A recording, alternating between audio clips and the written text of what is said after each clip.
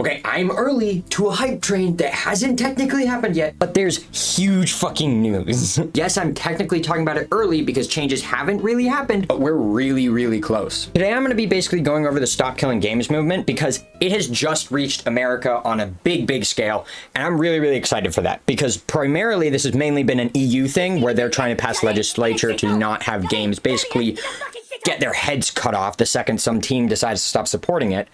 But now that it's here in America, it could be big. This is one of the headlines that brought this up to me recently, where it was California had just passed their state assembly a really basically greenlit vote on the Stop Killing Games movement. Now, the state assembly is one part of the law system in California. Basically, this is the first step besides actually creating the bill. They create the bill, they send it to the state assembly, they vote on it. Stop Killing Games got a 43-16 vote in this assembly.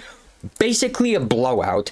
Then from the state assembly, it goes to the Senate in California, and then it goes to Gavin Newsom's desk to be signed into law. Once it is signed into law, that means it could go into effect as early as January 1st of 2027. I'll go into what this bill exactly does in case you're unfamiliar, but it is massive for the gaming industry. There are three quick parts I want to get into, which is what the bill does, what games have really suffered from it, and what games have already been doing this practice and seen excellent community results from it. And then I got one little tiddly bit at the end, which is like a tomato contest. How hard can you throw it? So let's go over what exactly this bill does. Essentially, just like in the EU, what Stop Killing Games as a movement is trying to do is stop getting these developers, companies, and teams to basically kill the product of the game the second they no longer can support it.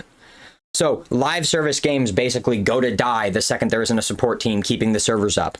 Same with a bunch of other games that just have a campaign, but EA, say, pulls the plug on it just to kill it for no reason. Which means that consumers who bought a product no longer get that product. And in fact, even worse than, they literally have it taken back and away from them.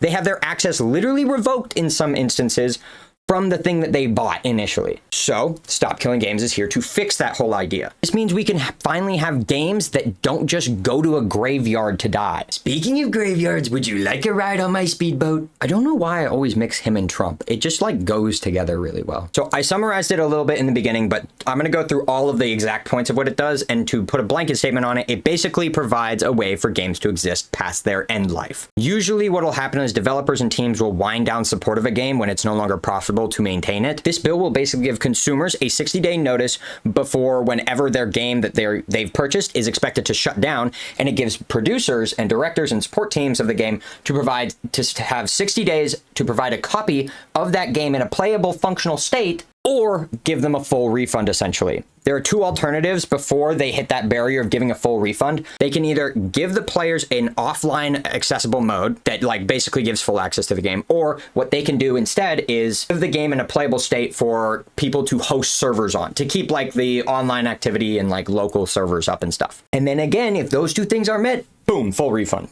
For the thing you bought and then got it makes sense. If you buy something, you get it. It's literally an exchange. We've been doing this for centuries, man. I get so heated. I get so fucking heated about this, man. Now, there are three big stipulations to this bill. One is that it does not apply to free-to-play games because you've technically not purchased it, so they wouldn't have to provide anything for offloading the game when support dies. Second, this only goes for purchases made after January 1st because that's when bills signed by the governor go into law. Sorry, January 1st of 2027. I should probably mention that. Not like January 1st of 2030. That's when this guy will be in charge. And finally, this bill/law, when it gets to it, only really exists in California.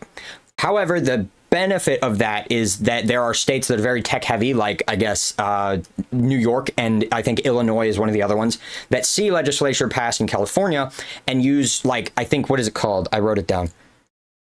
They're called copycat bills, basically using the existing like legislature model that California had passed and like is testing to write their own stuff and get it passed even quicker. So usually it's just a more rapid way to adopt from somewhere that's already like proven its worth or proven its effectiveness. Okay, now I want to take this section to go over some games that have really suffered from the lack of this bill or these rules being in place for game publishers. This is gameplay from a game called The Crew, which came out a while ago, I think 2014. I'll put something here to adjust for it if I'm wrong, but this is a game published by Ubisoft the saints of the gaming industry, and it was taken offline and basically axed the second Ubisoft didn't want to provide any more support from it, which means people who had been able to play the game, the people who had paid for the game, just don't get access to this anymore. The product they paid for, might I emphasize. This is another example from one of the second sacred angels of the gaming industry, EA. This is a game called Darkspore that came out in, I think, 2011, and it's also got completely plugged out the second that they did not want to start supporting this. This game got actually railed the second they didn't want to support it. It literally just unplayable. And then finally, I would like to make a little mention. This isn't the best example, so I did put it last, but it is technically a really good example of this. Overwatch 1, a game that is literally near and dear to my personal heart. Overwatch 2 is great. I play it all the time, but Overwatch 1 was like the game that got me into PC gaming in the first place. And with the release of Overwatch 2 getting moved to like a free-to-play model, it literally killed Overwatch 1. Which in some way is okay. I mean, Overwatch 2 is a better product, whatever, but that means that like this version of the game will not have anybody able to play it pretty much ever again, unless Blizzard literally releases it, which they didn't upon Overwatch 2's release. So a bill like Stop Killing Games will have this entire thing piled up and available to anybody to play once it dies or the support goes out. Now I want to show you an example of what developers have done really right in the past. That is what Stop Killing Games is about and trying to implement for everybody. This is a game called Knockout City, and it came out about halfway through 2021.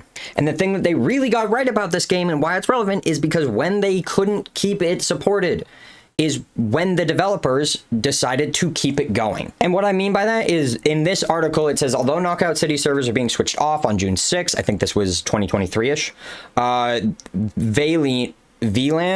VLAN, their publisher or developer or whatever, intends to launch a private server version of this on PC so the title can like live on forever is what they said here. And I really do want to emphasize that is just a good practice, it seems, because it keeps the idea of you paying for a product, you getting the product, and you being able to keep said product.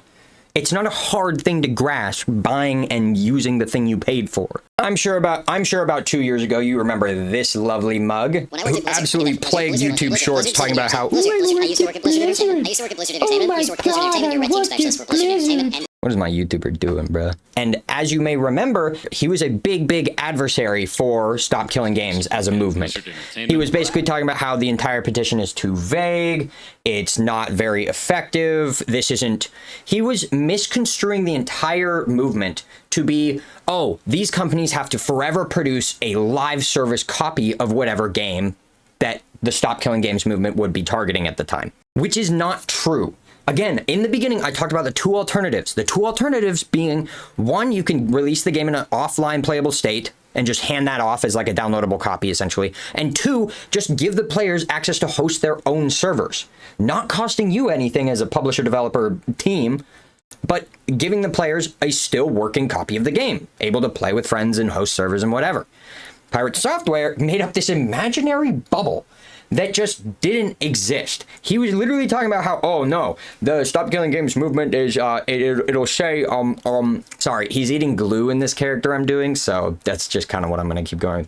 So Stop Killing Games is literally just asking people to, it's literally asking all these teams to keep doing live service development for any sort of reason, like keeping a game going forever because it's going to be too expensive because they can't just keep the live service elements going forever. No, you actual hammer of a person. What are you talking about? The creators of Stop Killing Games never said that. People that were talking about it really vastly and publicly, like I guess Moist Critical, never said that. The legislature itself doesn't say that. I cannot express, and I cannot express how much steam it took away from this movement.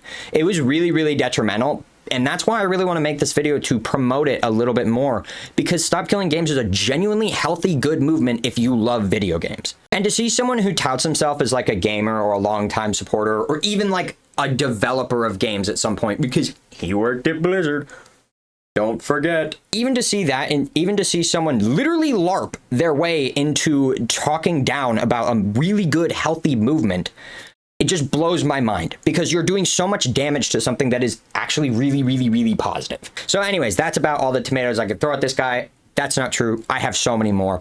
But I digress. That's enough about me rambling about this for a little bit. I really hope you enjoyed today's video. This was a really, really big passion project of mine. And two, if you're here, first off, thank you. Second off, wow, you're at the end of the video. Cool. Another thank you. That's just 2 for you. Lovely. And 3, let me know if the audio sounds a little better in this one. I spent a good 2 hours basically trying to fix this hunk of junk 24/7, and I really want to get a Shure. I really want to get like the microphone you see everybody using, but they're $400. So until then, this is what I'm working with. But I did try and redo all the settings on it to sound a little better. So I also messed very slightly with my camera. So if that's all better, do let me know. I don't want you to be able to like enjoy the content, but not enjoy the video elements of it. So I'm working on it. I see all your comments. I appreciate that. That's really cool. I am well and open to criticism. Don't worry. But I appreciate all the comments letting me know that it's not what people want to hear. And I've learned a lot over the past like hours of research that I've done about how to edit, how to do audio and tune it all and all that stuff. So yeah, that might be a little bit too much rambling from me. But anyway, just know that I appreciate it. That's pretty much where that video ends. So I hope you enjoyed your day, and thank you. I hope you enjoy your weekend as well. I should be going to post some shorts, but I'm again rambling. So see ya.